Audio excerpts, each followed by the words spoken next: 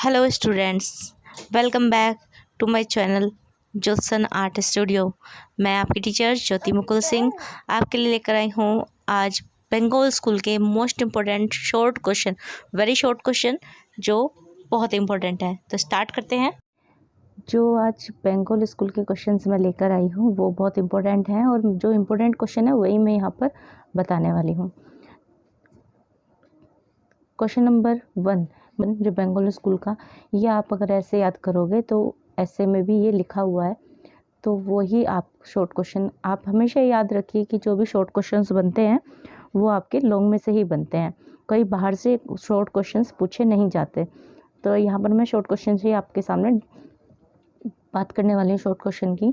तो 19th century mid के आसपास ये आपको याद कर लेना है। In the west the modern art started with which type of art, मतलब किस टाइप की आर्ट के साथ जो थी मॉडर्न आर्ट शुरू हुई थी, मतलब कौन सी सबसे पहले मॉडर्न आर्ट में कौन सा रूप आया था? इम्प्रेशनिज्म आया था। इम्प्रेशनिज्म कहते हैं प्रभाववाद को।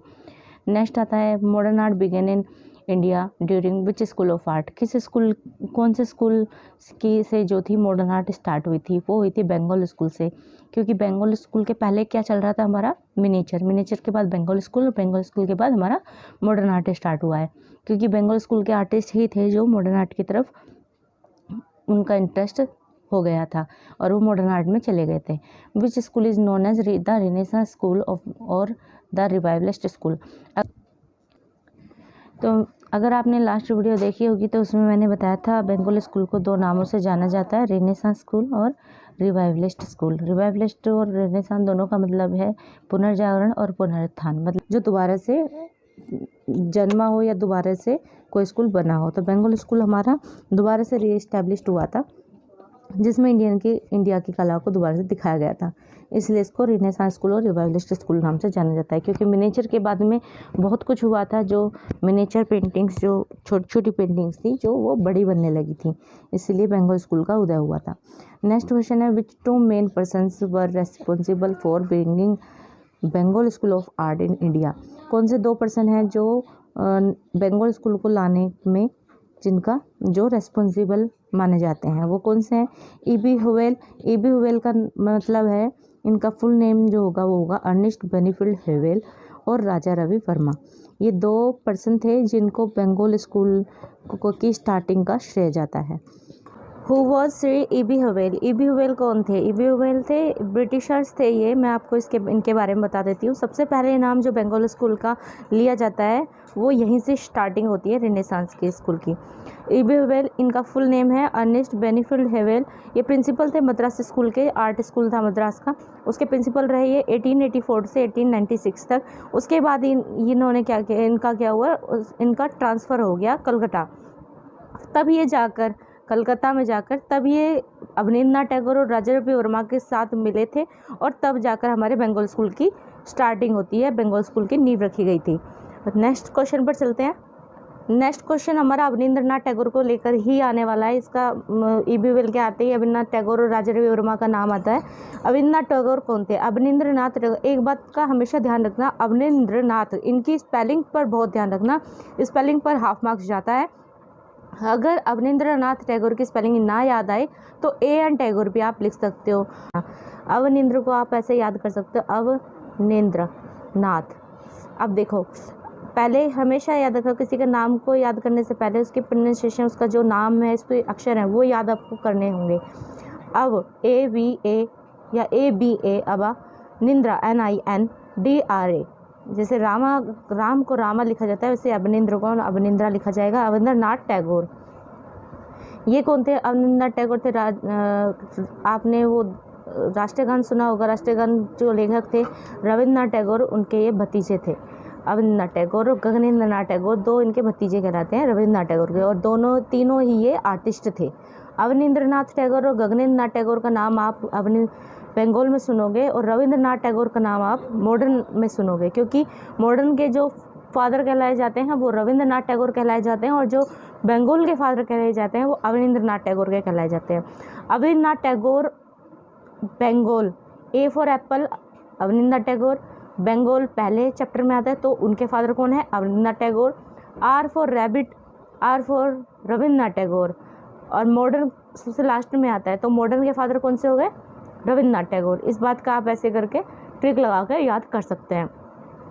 लीडिंग आर्टिस्ट थे जो इंडिया के थे, उनके साथ उन्होंने एफर्ट्स किए, रविन्द्रनाथ टैगोर के साथ एफर्ट्स करके उन्होंने एक नए स्कूल को डेवलप किया जिसका नाम था बंगाल स्कूल। 10 साल में ये स्टेबल हो गया था। नेक्स्ट क्वेश्चन पर चलते हैं। Who founded the Indian society of oriental arts and when? Indian society of oriental arts की स्थापना कब और किसने की? अब यहाँ पर क्वेश्चन आता है, यहाँ पर आप दो नाम लिखोगे आप। Indian society of oriental arts was founded by Shri EB. Hovel और श्री गगनेन्द्रनाथ ठाकुर। अगर आपने मेरा लास्ट क्वेश्चन देखा होगा जो मैंने अपलोड किया था, तो उसमें इनके आंसर आप देख सकते हो। 1907 में और the Indian society of oriental arts की स्थापना हुई थी, उसमें मैंने बताया हुआ है। इसमें 2 नाम आपको लेने हैं, ई.बी. होवेल और गगनेन्द्रनाथ टैगोर। इसको गगनेन्द्रनाथ ठाकुर भी लिख दिया गया कहीं कहीं पर, आप टैगोर ठाकुर कुछ भी लिख सकते हो। नेक्स्ट क्वेश्चन है, what was the aim of Indian society of oriental arts? इसका एम क्या था? तो इसका एम था इंडियन ट्रेडिशनल आर्ट जो थी उसको दोबारा से स्टेबल करना और इंक्रेज करना, प्रोत्साहित करना दोबारा से इंडियन ट्रेडिशनल आर्ट जो थी। तो इन्होंने किसकी सहायता से की थी? ये की थी प्रोग्रेसिव आर्टिस्ट की सहायता से, जो टैलेंटेड थे, जो आर्टिस्ट थे, जो आपको बंगाल स्कूल में जिनके नाम आपको मिलते हैं। नेक्स्ट क्वेश्चन है, right A short note on Indian society of oriental arts के बारे में शॉर्ट नोट लिखना है। तो मैं अब ऐसे अपलोड करने वाली हूँ बंगाल स्कूल का, उसमें आपको इसका आंसर प्रॉपर मिल जाएगा क्योंकि एक पैरा प्रॉपर इसी के ऊपर है। तो मैं यहाँ पर शॉर्ट में बता देती हूँ। Indian society of oriental arts की स्थापना ई.बी. होवेल और गगनेन्द्रनाथ टैगोर ने मिलकर की थी 1907 में, जिसका एम था एंकरेज करना इंडियन ट्रेडिशनल आर्ट को और प्रोग्रेसिव आर्टिस्ट की हेल्प से। ये लाइन ऊपर से ही ले ली गई है। और इसके 35 मेंबर्स थे। इसमें आप शॉक्ड हो जाओगे सुनकर कि 30 जो थे वो ब्रिटिशर्स थे और 5 थे इंडियन। मतलब कि ब्रिटिशर्स इतने थे जिन्होंने इंडिया की आर्ट को दोबारा से इस्टेब्लिश करने में सहायता की थी, तो ज़्यादा ब्रिटिशर्स थे। 30 ब्रिटिशर्स थे, 5 इंडियन थे, इन 35 मेंबर्स थे टोटल। और आप ये सुनकर भी शॉक्ड हो जाओगे कि इसके जो डायरेक्टर थे वो भी एक ब्रिटिशर, लॉर्ड किचनर। ये लॉर्ड किचनर। अब क्वेश्चन एक ये भी बन सकता है, Indian society of oriental arts का डायरेक्टर कौन था? तो आप ये नाम लर्न कर लीजिए बहुत अच्छे से, लॉर्ड किचनर। नेक्स्ट क्वेश्चन की तरफ चलते हैं। Mention the name of any 5 important Indian artist who contributed to the national freedom movement. देखिए वही आ गया है क्वेश्चन जो मैंने लास्ट वीडियो में सॉल्व किया था। यहाँ पर इन्होंने आर्टिस्ट के नेम पूछे हैं। नंदलाल बोस, अजित कुमार हल्दर, शरद चरण उकिल, जैमिनी राय, गगनेन्द्रनाथ टैगोर, ये नाम उनमें बताए गए हैं। वो आपको एनी 5 नाम आपको याद कर लेने हैं। Mention the name of 5 painters. हमेशा ये बात ध्यान रखना, मिनिमम आपको 5 painters, 5 artist, 5 sculptor, 5 sculptor, 5 paintings, 5 graphic print, 5 graphic artist, इनके नाम 5 याद करने हैं मिनिमम। या तो आपसे 5 पूछ ले जाएंगे, या 3 या 2 या 1। अब 6 मार्क्स का 1 क्वेश्चन हो गया है, तो आप 6 याद कर चलिएगा। Mention the name of any 5 personalities who played important role in the formation of the Bengal school. अब यहाँ पर बंगाल स्कूल के लिए पूछा गया है 5 आर्टिस्ट नेम, तो हम दे देंगे E B. Havell, Shri Rabindranath Tagore, Shri Gaganendranath Tagore, Raja Ravi Varma, Nandalal Bose. Next चलते हैं, what does the colour of navy blue in national flag symbolise. ये आंसर, इसका आंसर मैंने लास्ट वीडियो में फ्लैग का बनाया था क्वेश्चन, उसमें मैं बता चुकी हूँ। नेक्स्ट क्वेश्चन है, mention the name of any 5 famous painter and sculptor who contributed to the national freedom movement and who are important in your view. अब यहाँ देखिए, यहाँ पर वही क्वेश्चन का आंसर आना है जो मैंने लास्ट वीडियो में आपको बताया है। उसमें मैंने 5 पेंटर्स के नाम भी बताए हैं, 5 स्कल्प्टर के नाम भी बताए हैं। अब स्कल्प्टर में मोस्ट इम्पोर्टेंट आप देख लीजिए, रामघी कर्वे, ज्योतिर्विद प्रसाद राय चौधरी का नाम स्टार्टिंग में ही है। एका यादागिरी, ये चतुर्मुखी के हैं। अमरनाथ सहगल, पी.वी. चंद के नाम, ये 5 आपको स्कल्प्टर के नाम दे देने हैं, 5 आपको आर्टिस्ट के नाम दे देने हैं जो बंगाल स्कूल के आर्टिस्ट हैं। यहाँ पर एनी 5 पूछा है, तो कुछ यहाँ पर आप 5 दोनों के दे आएंगे तो आपको फुल मार्क्स मिलेंगे। अगर उन्हें इसमें से 3 या इसमें से 2 लेने होंगे मार्क्स, वो नेम, तो वो 3 2 ऐसे करके ले लेंगे, या 3 स्कल्प्टर लेने होंगे तो 2 इसके ले लेंगे। आपको 5-5 दोनों लिख कर आने हैं, तो जो गलत होगा वो कट जाएगा और जो राइट होगा आपको फुल मार्क्स मिलेंगे, कटेगा नहीं कोई भी आंसर। अब जैसे मैंने हमेशा बताया है कि आप पेंटिंग के नेम 5 और उनके आर्टिस्ट के नेम याद करना, ये आपके शॉर्ट क्वेश्चन बन जाते हैं। उसी टाइप से आप इनके याद करने हैं। आपके इसमें से या तो पेंटर के नाम पूछ लिए जाएंगे, उनके आर्टिस्ट के पेंटिंग पूछ ली जाएगी, या आर्टिस्ट के पेंटिंग या पेंटिंग के आर्टिस्ट, ये पूछ लिया जाएगा। आर्टिस्ट और पेंटर दोनों, पेंटर होते हैं जो पेंटिंग बनाते हैं, आर्टिस्ट हम ग्राफिक आर्टिस्ट को भी बोल सकते हैं और पेंटिंग आर्टिस्ट को भी बोल सकते हैं।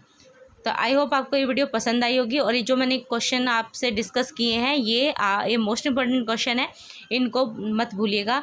नेक्स्ट लास्ट क्वेश्चन मैं यहाँ पर मेंशन कर देती हूँ, ऐड कर देती हूँ। When was Shri Nandalal Bose awarded a prize of ₹500?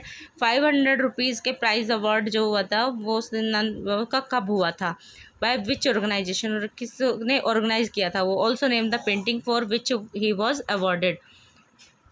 यहाँ पर उस पेंटिंग का नाम बताना है, ईयर बताना है और ऑर्गेनाइजेशन का नाम बताना है। तो नंदलाल बोस को अवार्ड मिला था, 500 रुपीज़ का प्राइज़ मिला था। Indian society of oriental arts ने 1908 में दिया था। कौन सी पेंटिंग के लिए? शिव एंड सती, जो बंगाल स्कूल की थी। ये आपकी आई थिंक इस बार कट चुकी है। तो आई होप आपको क्वेश्चन समझ में आए होंगे और आपको बहुत अच्छे समझ में आया होगा। अगर आपको अभी भी बंगाल स्कूल से रिलेटेड या किसी भी क्वेश्चन से रिलेटेड कोई डाउट है तो आप वो कमेंट बॉक्स में ज़रूर लिखें, और जिससे मुझे पता लगे कि हाँ आपको इस क्वेश्चन में कन्फ्यूज़न है या इस क्वेश्चन में आपको वीडियो और चाहिए, तो मैं जल्द से जल्द वो क्वेश्चन को लेकर वीडियो अपलोड करूँगी। शेयर कीजिएगा जिससे टाइम से क्लास 12th के स्टूडेंट्स तक या फाइन आर्ट्स के स्टूडेंट्स तक ये वीडियो पहुँच जाए और वो पढ़ाई कर सके अच्छे से और 30 आउट ऑफ 30 ला सकें। यही मेरा मोटो है कि आप सब अच्छे से अच्छे मार्क्स लाकर पास हुए। मिलती हूँ नेक्स्ट वीडियो लेकर, जल्दी ही आऊँगी। All the best for your exam.